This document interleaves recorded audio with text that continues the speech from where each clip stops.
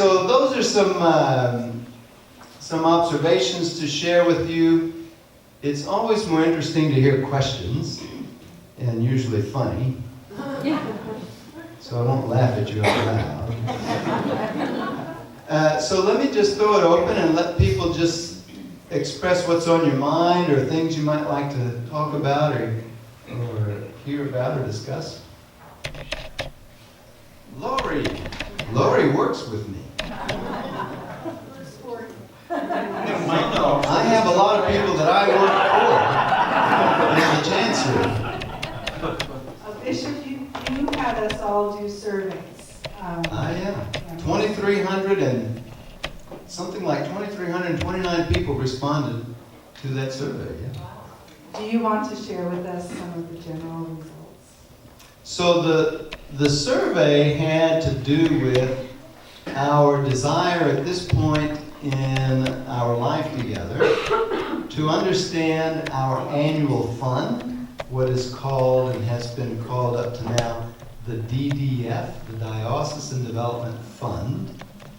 All dioceses have some kind of an annual fund that they use to fund the operations of the diocese itself. So just as your parish has a sort of an annual drive of one kind or another to fund the school and to fund the parish. I came to the Mary Fair.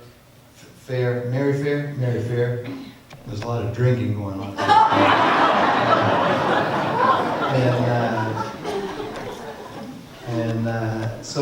So just as a parish does that, also a diocese does that. So for example, think just in terms of, for example, I mentioned the seminarians. Any parents here who got kids in college, you'll readily identify with this. I have 23 kids in college. So it's about 30 grand a year per kid to send these young men to seminary. We're paying for their health insurance, tuition, room and board, all these things. And you're going to benefit, all of us are going to benefit through those men going through seminary, being ordained and serving for 50 or 60 years, God willing. And so no parish can afford to pay for its own seminarians all the time, and certainly none of our smaller parishes could do that. And so we work together on something like that. As a diocese, we work together to try to identify the young men God is calling to serve the local church as priests, and then we work together to send them to seminary. We have a canon law tribunal, for example.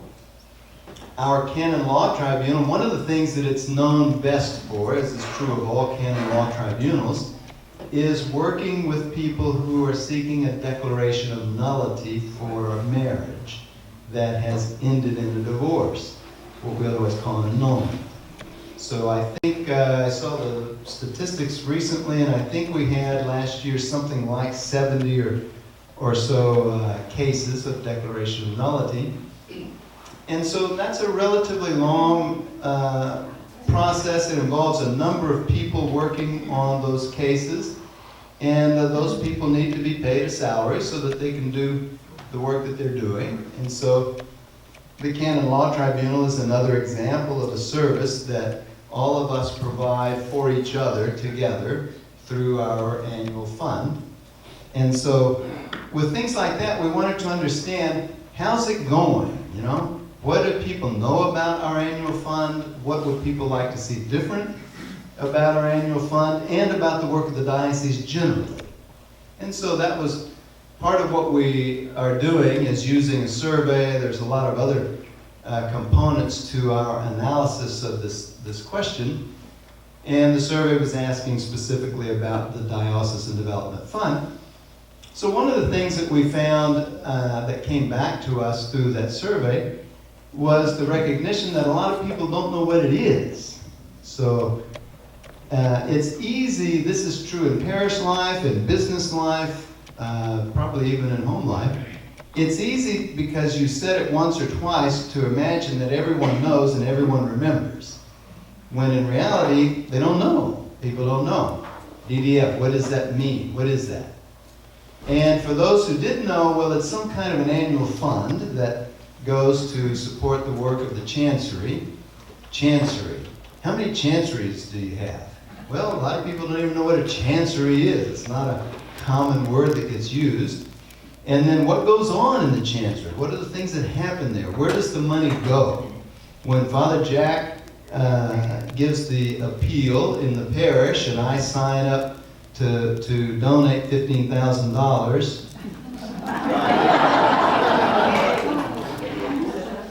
or $15, to the appeal, where does that money go? And what happens to it? One of the things that we learned through the survey is that people want to know more about what happens to the money. So some kind of better transparency, better reporting vehicles to let people understand, how are we doing? How's our work going? You know, people are excited to know. So it's things like that that we're learning from it. One of the things that drove our decision to sort of rebrand the diocesan logo to include Eastern Oklahoma is precisely the fact that sometimes the rural parishes feel like they're just sort of forgotten, out there on their own, you know. If you're in Idabel, Texas, listen, if you're in Idabel, you're almost in Texas. I think they're like 6 miles or something above the Red River. If you're in Idabel, Oklahoma, man, you're a long way from Tulsa. It's closer to Dallas, and it's closer to Oklahoma City even than it is to Tulsa. But you belong to the Diocese of Tulsa. You hear a lot of things about what's going on in Tulsa, but you're in Idabel. You don't go to Tulsa. If you need to go to the big city, you go to Dallas or somewhere closer, you see. So how do we work together to make sure that everyone feels included? You know, that's an important part of what we should do as a diocese. So it's things like that that we're learning from the surveys. They were very well, to get 2,300 responses back was really an amazing response. The company that we're working with was really surprised by that. That's a big response. Do you have any future plans for the Garden of Hope? Future for the Garden of Hope. Future plans for the Garden of Hope. The Garden of Hope is a small property that we own that's directly across the street from the abortion facility that's on 31st? Sheridan and 31st. And it's right next door to Go Life, which is a pro-life ministry that we have in the diocese that has mobile ultrasound units that they take out into the neighborhoods to provide free ultrasound for women who are in need. We just, by the way, as an aside, I just blessed a ultrasound machine for a similar ministry in Bartlesville. So they're starting one there too. Now they've got 2 ultrasounds in a van and they go out. But what we did to facilitate our prayerful presence outside of the abortion clinic as a diocese, we bought a piece of property there across the street and we call it the Garden of Hope. And so now we're continuing to pray and hope that God will bless us with a closed abortion facility. And then what would happen to the property? And as of now, we don't have any plans. One idea that I've heard from a number of people is to possibly put up a pavilion, a kind of a more permanent pavilion structure to make it possible for people to pray there. So we don't have any specific plans for it right now. One of the things we're going to be doing soon is a strategic visioning process for the diocese. And it will help us to understand at this stage in our life together, what are our priorities? What are the things that we think are more important and need to be done more immediately, and what are things that are less important or could be done later? And so I bet that will get folded into part of that process. It may help us to answer some of those questions. Back in the back. Throw it, he can catch it.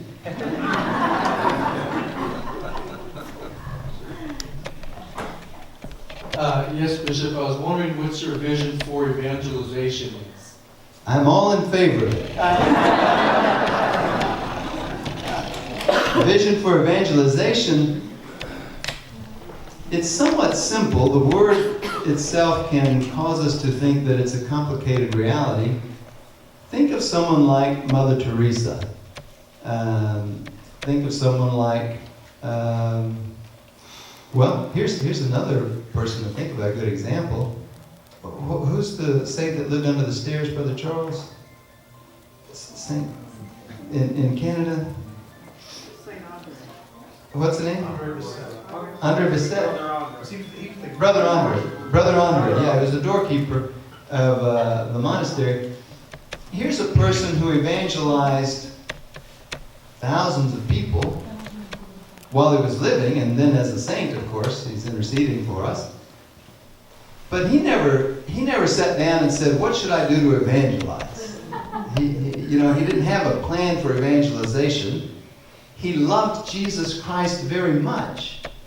He understood at a very deep, intimate, personal level that the love that Jesus has for him, he could see, because of his prayer and his attention, he could see the beauty of the heart of Jesus Christ. And because he loved him so intensely, and he loved other people because of Jesus, he evangelized them just because of that.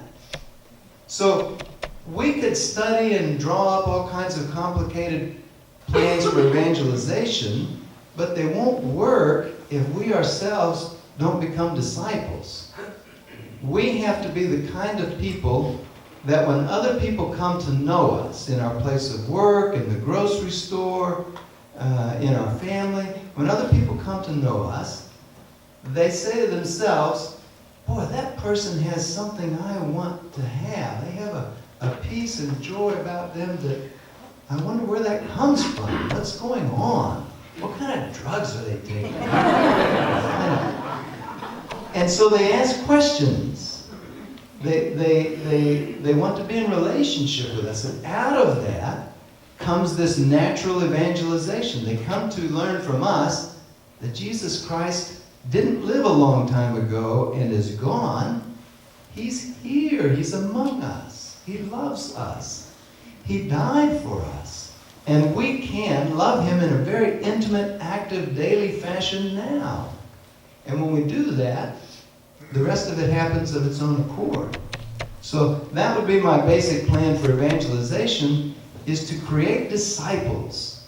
The more that our parishes are filled with people who have sat down and thought out this question: is Jesus Christ the reason why I live? Is he the center of my life? Is he the person who I give all of my future, all of my hope, all of my obedience to because I love him? Or is he not? If he is, then let me live that way. Let me strive every day to live that way. If he's not, why not? He's lovely. Why not? You see? There's no real good answer to the second question. No real good answer. Right there. What is your approach to ecumenism in Tulsa, Eastern Oklahoma Diocese? So the question is about ecumenism. I had lunch this week with Bishop Girlinghouse. Bishop Girlinghouse is the local bishop for the ELCA, the Lutherans of the ELCA, which is an acronym that means la la la la. The Lutheran something something. It's not Missouri Synod, and it's not the other one. It's the middle one.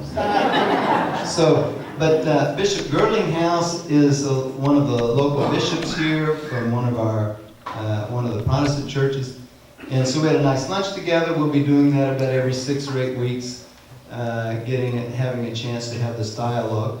Many of you probably know Monsignor Pat Gallus of our diocese, who's one of our very, very wonderful priests.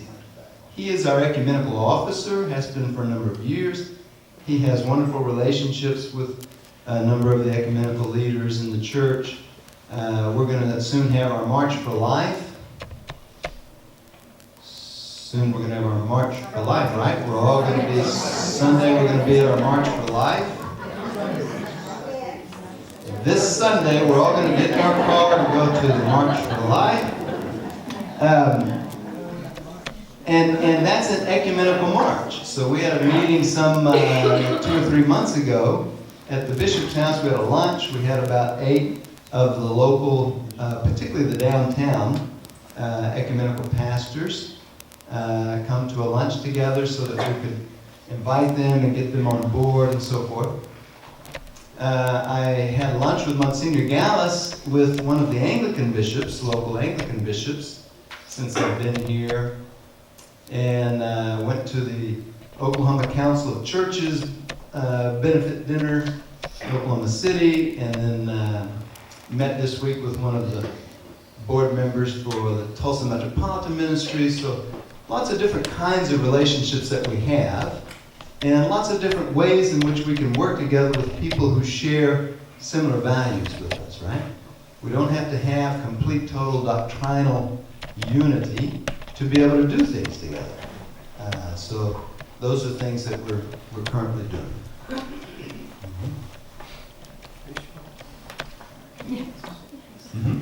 You said something earlier about the prayer garden and then the abortion clinic across the street. The abortion clinic has closed down across the street now. And they are at the Planned Parenthood on Peoria. And one of the reasons why they closed down is because the young men from the Catholic radio station would come out on Thursday at 11 o'clock and would stand across the street from the abortion clinic and pray the rosary very loud. There would be several of us.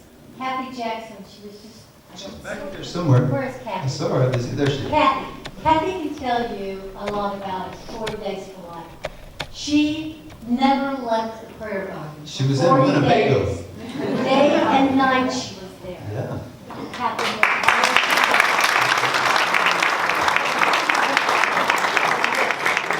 I do have to clarify something though. The abortion clinic is not closed as yet.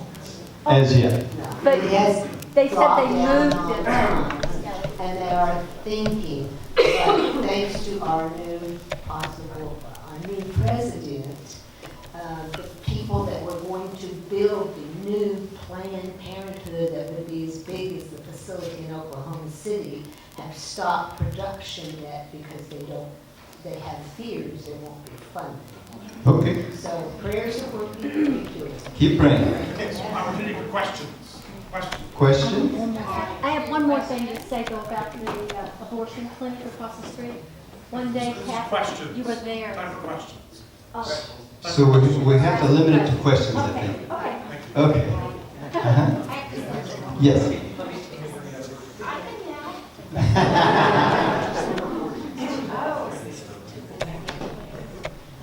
One is, what's your favorite restaurant in the area now? Anything, you said I could ask anything, right? Yes. And the second question is, as part of the RCIA class, what is your advice, or what words of wisdom would you give those going through RCIA in order to keep their enthusiasm up?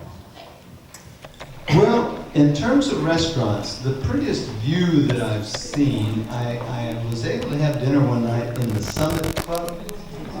And so it's like 33 floors up or something. And it was at sunset. And wow, what a beautiful view of the sun, sort of the river out there. And the shadows kind of hide all those factories, you know. It's really beautiful. I love Tex-Mex food more than anything, but I don't know of many restaurants. I just haven't been able to be around very much to a number of the restaurants. I liked Tiamo's, that was nice. I love Chewy's, I always love Chewy's. So, yeah. Now and then I go to Whataburger, I love that. That's spiritual life food right there. Because no one can go to heaven until you die, and if you eat at Whataburger a lot, that's going to get to heaven. So I don't eat there a lot, just some.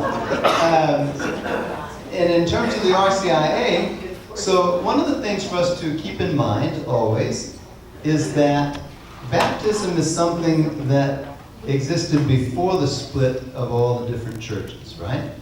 And so baptism is a Catholic reality in a sense. At least this is the way the church understands it. So anyone who is already baptized is already, in some sense, a member of the church. Already belongs to the Catholic community in some sense. So someone who's already baptized, who's in the RCIA program, is not converting to Catholicism. They're coming into full communion with the church. So it's a somewhat different reality. It's very exciting for adult converts because they get to know, they're knowing everything as they're doing it, right? Cradle Catholics are baptized typically as babies. I was 3 weeks old, right? When my life was changed, I was 3 weeks old. And grow up, maybe in a Catholic school or whatever, like you have here, and have their first communion, but are not really conscious yet. Life doesn't get interesting until you know what the questions are, right? Until you have some good questions, it's sort of boring. You just sort of drift through it, right? That's why teenagers can be tough, because they don't have any good questions yet. So for people who are in the RCIA, have fun with learning all of the things that you're learning about the church. I studied history in seminary. That was my undergraduate degree. So I have a particular love of church history, but that's also a very interesting thing to study, church history. So that's also one of the ways that you can sort of get into the excitement of the Catholic Church. It has this long 2,000-year history, to plug into that river, So yeah, those are some things. Do you have any hopes, dreams, or plans for us to have another camp in this diocese? We used to have one up in the Osage, and they still didn't build the parking lot. You mean like a youth camp? Yes, for our youth. Mm-hmm. Yes. Again, with this strategic planning process, I bet that will be a big part of it, because I hear it in a lot of places where I go. I hear this desire for something more for our youth. We have a wonderful youth and young adult department in the diocese. Again, this is something that our annual fund supports. We had our DCYC this year with like 1,700 youth that came from literally other states. We had people there from Florida, people there from Texas. I think there was people there from New Mexico or somewhere like that.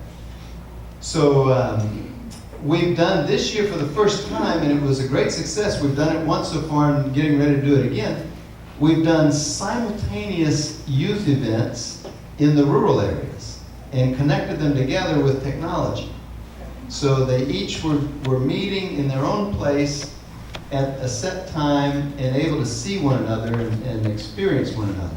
It was a big success. I think there were 600 or so youth in all of them. And that's very important to do because, again, some of our small towns, there might only be a few, If you grow up in a parish that's tiny to begin with, there might only be 4 or 5 teenagers in the whole parish. And so to have that critical mass that can make it exciting and, for a youth program, that can be difficult if it's not there. So yeah, a youth camp, something like that, where people could go on retreats and have these memories of this place where I was fed in my faith as a young person. I'm sure that will be part of it. I certainly would be happy to have one. Is the diocese going to start offering scholarships to St. Gregory's University? Scholarships to St. Gregory's. That's not anything I've heard of before.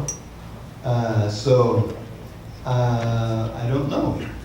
I don't know if it would be something the diocese would do. But yeah, I don't know. We have one of our seminarians taking classes there right now. I'm talking about like the main campus at Shawnee for like our younger students. I know we got the adult program here in Tulsa, but. You mean the main campus for students to go to college there? Yes. Yeah, I don't know. I suppose one of the things we'd have to work out is why there and not at all the colleges where young people go. So, we'd have to figure that out. We do what we can to support the university itself. I'm going to be doing the commencement next year, like 18. They asked me for this year and I was already booked. They said, how about 2018? Oh yeah, that's 2 years away. I'm not booked in. And so we have those kind of connections. I'm going to visit there. I'm spending all day there sometime in the next couple of months. I don't remember exactly what's on my calendar until I need to know. It's on there. This used to freak brides out. I worked in campus ministry for 15 years, and so I did a lot of weddings, and so brides would catch me on the porch of the church after Mass and say, remember, we're getting married. Really? When? 6 months from now. I'm supposed to remember? No, I don't remember. I'll be there. If it's on my calendar, I'll be there. I only ever almost missed one wedding. That's pretty good, right? That's pretty good. I was in my office in an appointment with someone. This was in a parish in Austin. And the office is closed. I'm the only person in there with this couple doing pre-marriage preparation.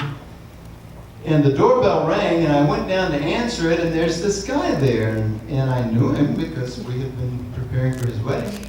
And he's all dressed up. He's not usually dressed up. And I said,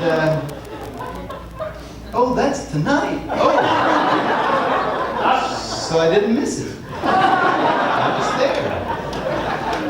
It was as if I had remembered. Now, on the other hand, the latest that I ever started a wedding, the first wedding that I ever did, 35-year-old brand new priest, the wedding started 40 minutes late.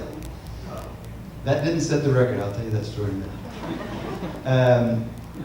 It was this middle-aged woman and her husband. They had been civilly married for many number of years. Had children. Oldest was 12, another one and another one. And we had discussed, the propriety and the sort of the sensibility of, does it make sense to have the whole white dress and the train and all that with your 12-year-old carrying the train? Maybe just a simple dress. Maybe a nice, handsome dress and blah, blah, blah. And they said, oh, that'd be great. Yeah, that would be fine. And day of the wedding comes. I'm waiting in the back of the church. And I'm waiting. And they're not coming. And I'm wondering, well, I don't know. And then 40 minutes late, they pulled up in this car, and they had her all packed into the back seat of the car with the whole big white veils and dress and everything. And she was not a petite woman to begin with. And they unpacked her out of the car. And then someone realized that the videographer was not there to videotape the arrival. So with me watching, they packed her back into the car, drove the car out of the scene, got the camera set up, and redid the arrival. And so I decided in that moment that I will either choose here and now to not let stuff like this bother me, or I will die young and unhappy. So it'll be one of those two things. So I made the decision that I'm not going to let stuff like this bother me. And I never did. So many years later, I had another wedding, 45 minutes late. The mother of the bride was a girl that I dated in high school.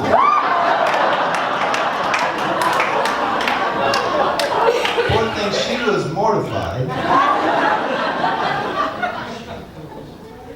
And so anyway, those are some of the funny tall tales of priests, right? That's the common kinds of experiences of priests. If it weren't for the seal of the confessional, priests could write very funny books. Actually, we got a question over here first. Oh, Okay, I have a question, and this is, is that mic on? I have a disclaimer, Father Jack did not ask me to ask this question, I just want to know, when do you think St. Mary's might get an associate pastor? Oh, yeah. Good question.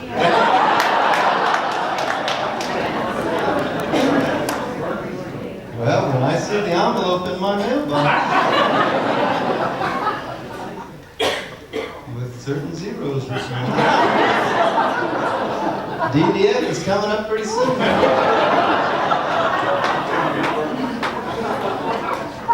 Last year, we were blessed to ordain 3 new priests and, no, 2 new priests and 3 transitional deacons.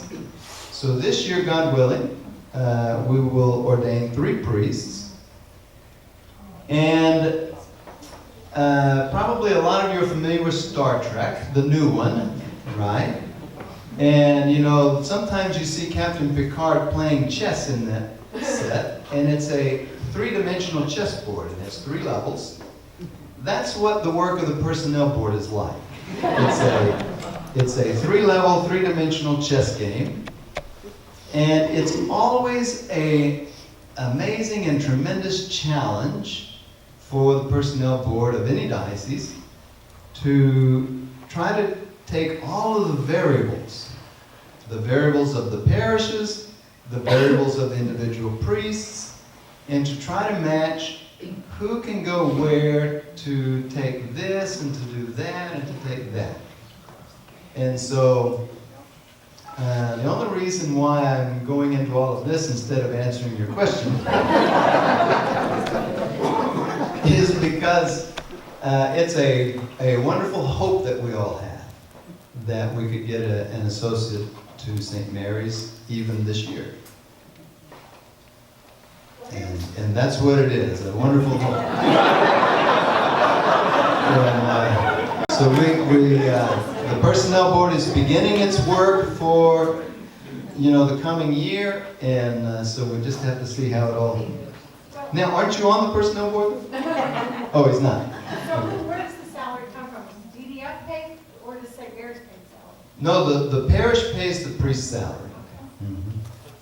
Yeah, the parish pays, unless the parish is so small that it can't, and then the DDF helps, huh? Does he get double pay because he works twice as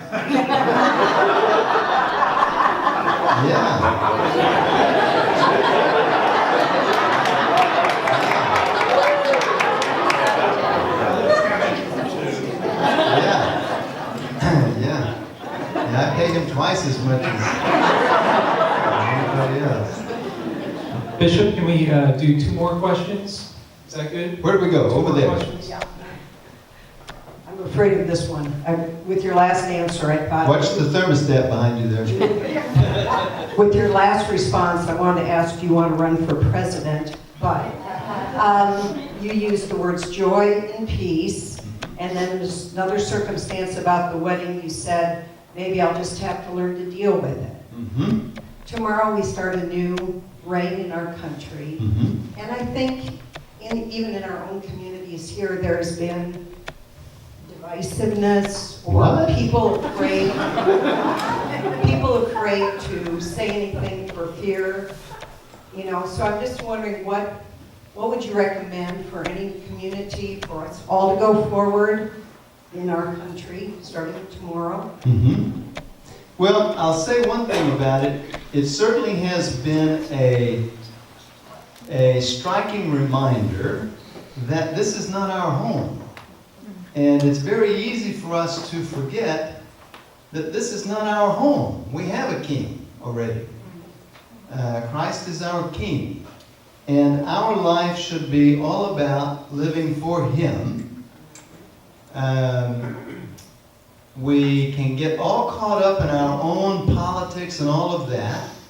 Well, when I went to the baby bishop school in Rome in June, I met the brand new bishop, he was a baby bishop like me, the brand new bishop of Aleppo, Syria.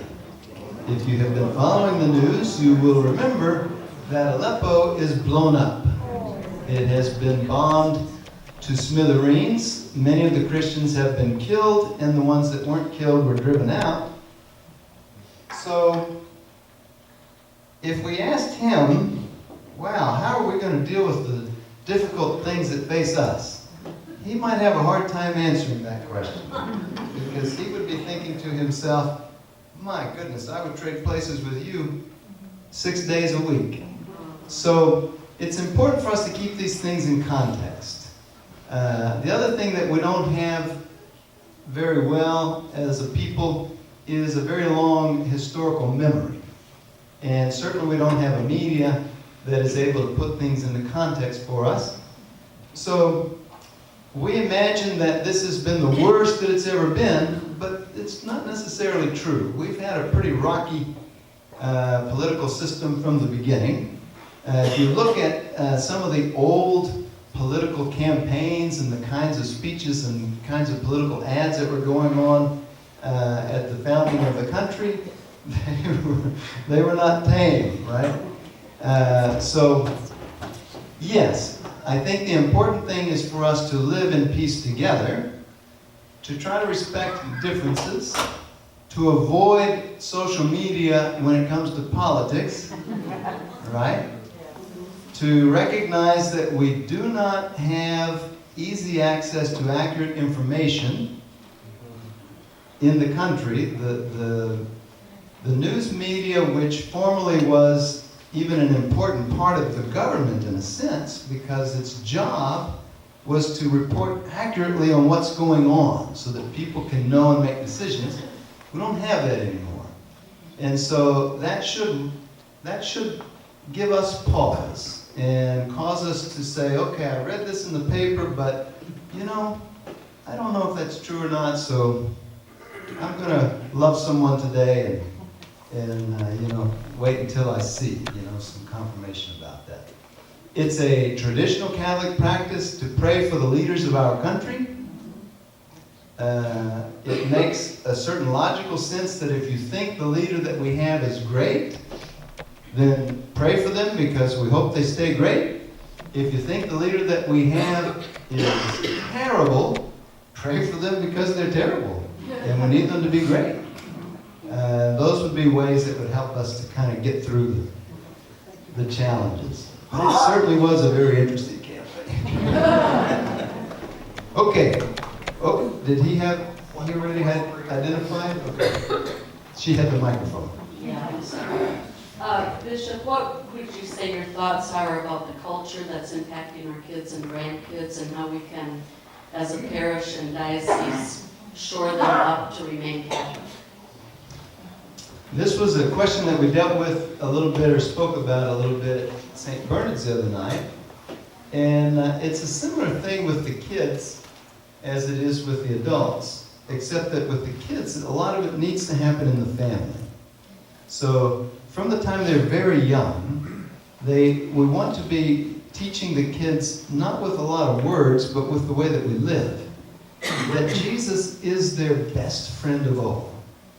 That they have a person who knows them, who loves them, who can guide them, who can help them in their life.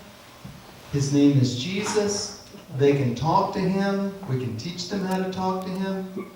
Help them to form a relationship from a very early age with our Lord and his church, right? In the midst of his church. Out of that relationship, they're better able to manage and sort of negotiate the challenging culture that they're going to grow up in. We have to be very careful about media. It's kind of a concern of mine that the kids so readily, you see 3-year-olds working their way around an iPad, getting onto the game that they're looking for. I'm like, wow. I was having lunch one day with my goddaughter and her parents and her brothers and sisters, and one of the little kids asked to borrow my phone And I'm having a conversation with the parents, and I gave them the phone, and a week later I discovered there were new games on my phone.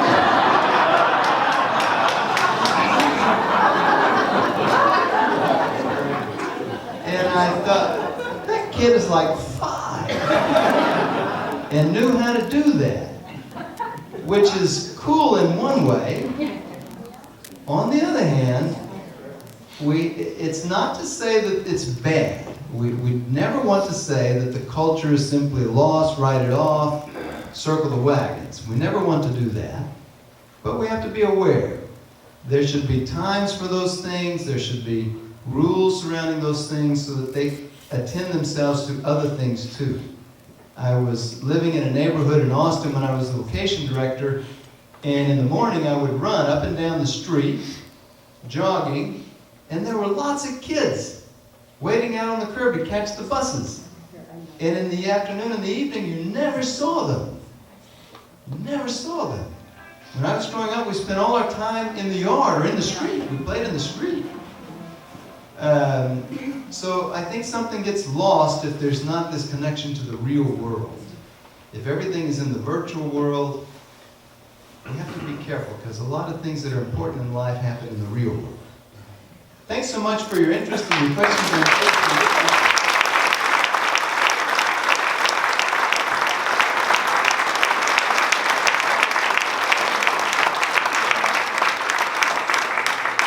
I would just say, Bishop, that Turn it on. Is there a 5-year-old that can work?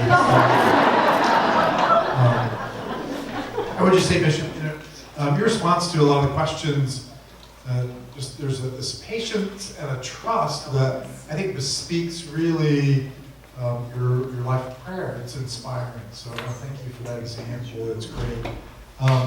We look forward on DDF coming up, giving our 10% and see what happens with the associate. But thank you for being here. Thank you for blessing us with your presence. And we just ask you, would you please say a blessing to the Lord? The Lord be with you. And blessed be the name of the Lord. Now and forever. Our help is in the name of the Lord. Almighty God bless you all, the Father and the Son and the Holy Spirit. Amen. God bless you all. Have a safe trip home. Thank you.